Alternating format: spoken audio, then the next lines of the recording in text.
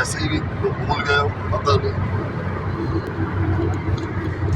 दोस्तों आज हम जो है वो अपने पीरी के शहर, अपने महबूब के शहर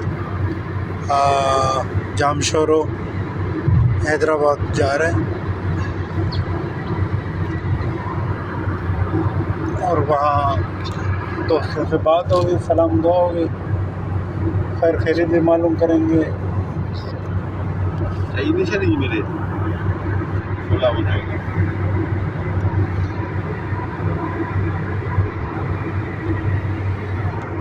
ये हमारे शोरूम पे हमारी गाड़ी भी आ रही है, ये आपको दिखा दें।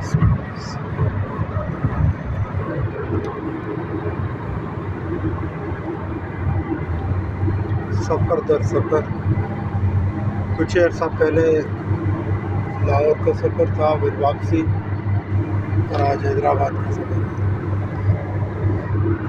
हमारे साथी हैं फातिमा मजीद, सईद बलोच, मैं अयूब शाह।